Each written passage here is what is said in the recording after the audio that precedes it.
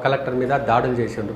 నాకు ఒక ఇంటెలిజెన్స్ ఆఫీసర్తో మాట్లాడిన, చాలా సీనియర్ ఆఫీసర్ తోటి, హై పొజిషన్లో ఉన్న ఆఫీసర్ తోటి, ఏం జరిగింది సార్, అసలు మీరు ఎందుకు ఇట్లా వదిలేశారు అని చెప్పేస్తే, ఇది చాలా పెద్ద, మీరు నమ్మలేని నిజాలు ఉన్నాయి దీని వెనుక. ఇది కేటీఆర్ రత్నం నరేందర్ రెడ్డి చేసింది కాదు, ఫామ్ హౌస్ నుంచి వచ్చింది, రఘు కేసీఆర్ ఫామ్ హౌస్ నుంచి వచ్చింది.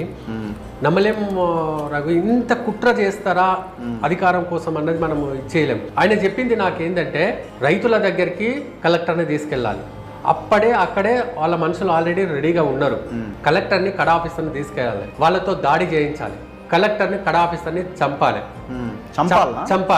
చంపితే పోలీసు ఖచ్చితంగా ఫైరింగ్ ఓపెన్ చేస్తుంది. ఫైరింగ్ ఓపెన్ చేస్తే రైతులు చచ్చిపోవాలి. ఖచ్చితంగా ఫైరింగ్ లో రైతులు చచ్చిపోతారు, మహిళలు ఉంటారు, చచ్చిపోతారు. ఈ ఇష్యూని నేషనలైజ్ చేయాలి, మొత్తం సెంట్రలైజ్ చేసేసి, ఖచ్చితంగా కాంగ్రెస్ పార్టీ దిగకపోయినా రేవంత్ రెడ్డి సొంత నియోజకవర్గం కలెక్టర్ని రైతులు చంపినరు, రైతుల్ని పోలీసులు చంపినరు. సో రేవంత్ రెడ్డిని గద్దె దించాలి. కేవలం ఇదొక్క టార్గెట్ కోసము మా గ్రామాల మీద ఈరోజు హంతకులు చంపబోయిన ఒక ముద్రేసినరు. మా రైతులు ఆందోళన చేస్తున్నారు, శాంతియుతంగా ఆందోళన చేస్తున్నారు.